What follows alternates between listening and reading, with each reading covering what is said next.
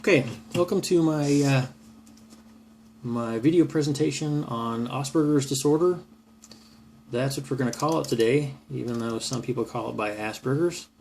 We'll go ahead and just call it Asperger's. The main reason is because as I was reading, it was originally described by a gentleman who was a psychologist that lived in Austria back in 1944, and I imagine that most Austrians or Europeans would call it Asperger's as opposed to Asperger's. It's been somewhat Americanized, and so we'll go ahead and just call it Asperger's. Okay, so back in 1944, this is when the disorder was first described by Hans Asperger, due to the fact that World War II was going on, and he had limited access to English research. English-speaking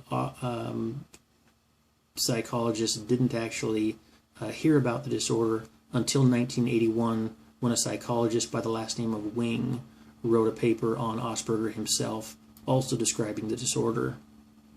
It was originally put into the DSM-3, and it was described as a variant of pervasive development disorder not otherwise specified, and it wasn't until 1994 that it was put into the DSM-4, and it was given its own disorder, or made its own diagnosis. Sorry. The syndrome occurs 2 to 7 times more often in males than it does in females, and most people that are diagnosed with Asperger's disorder have a history of being misdiagnosed multiple times prior to being given the correct diagnosis. The reason for this is because it shares quite a few symptoms that are similar to other diagnoses, some of which include depression, aggression, and social dysfunction. Okay. Asperger's disorder is a pervasive developmental disorder characterized primarily by social impairment, restricted interests, and repetitive behaviors. It is seldom that individuals with Asperger's disorders are referred to mental health clinics, except to address their social and communication deficits. Quite often, the main reason that they are referred to these clinics are to address more debilitating symptoms such as severe depression and aggression toward others.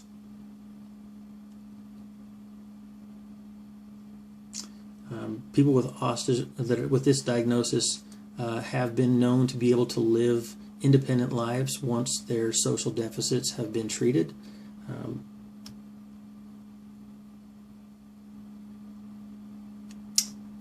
Comorbidity studies show that mood and anxiety disorders are very common in individuals with Asperger's disorder. In a recent study with young adults with this disorder, it was observed that 70% of subjects had experienced at least one episode of major depression, and 50% of the subjects had experienced repetitive or ongoing depression. The disorder is typically diagnosed in childhood, but it is becoming more prevalent to have the diagnosis given to adults. It's becoming more common. Okay, according to the DSM-4 criteria, Asperger's is characterized by qualitative impairment in social interaction and is manifested in at least one of the following. Number 1, marked impairment in the use of multiple nonverbal behaviors, facial expressions, body postures, or gestures to regulate social interaction. Okay. Number 2, failure to develop peer relationships appropriate to the developmental levels. Number 3, lack of being able to share enjoyment or interest with others. An example is given that if they were to find an object that they found interesting, they could probably bring it to you, but they would have a difficult time explaining why they were excited about it or how they felt about it. And this last one is associated with that, where it says a lack of social or emotional reciprocity. So their inability to give and take in relationships is significantly impaired. So they could, you could express emotion to them or give them affection, but they probably would not be able to return the emotion or the affection. This oftentimes is the reason why they have few, if any, close social relationships. Oftentimes they can be taken as rude or dismissive.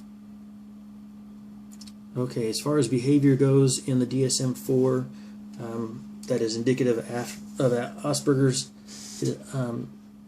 these include repetitive patterns of behaviors or activities of interest as manifested by one of the following. Number one, an encompassing preoccupation with one or more restricted patterns of interest that is abnormal in either intensity or focus. An example of this is a client that I've worked with who has a fascination with military vehicles and weaponry.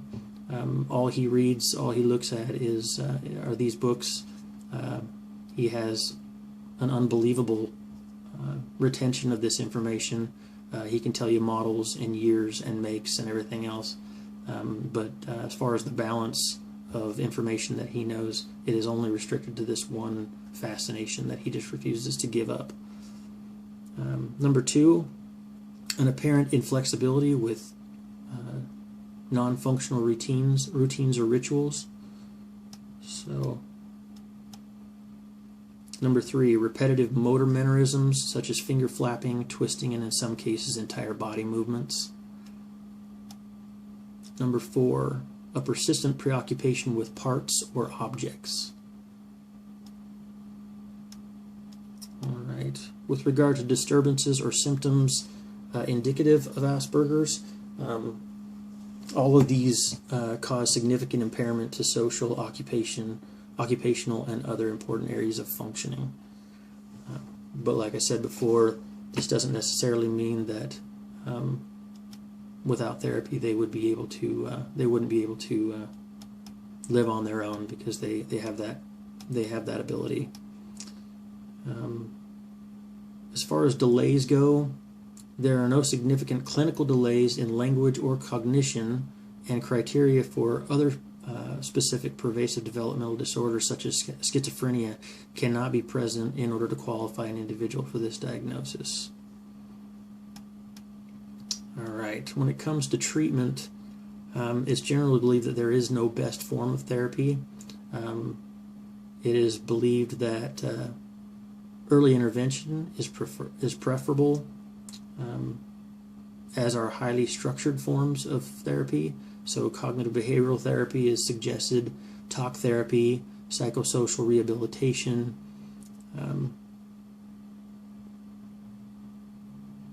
There's also a need for group therapy, they say, is one of the best forms, basically because it gives them an opportunity to practice their social skills in a safe environment. With regard to physical occupational therapy, that's recommended to help with sensory or motor skill problems.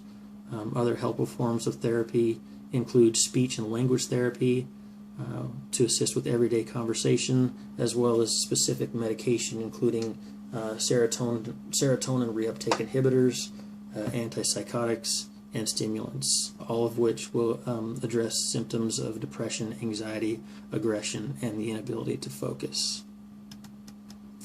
All right, so that's my my video presentation on Asperger's. Hopefully it was beneficial to you, and hope you had fun watching it. Talk to you later. Bye.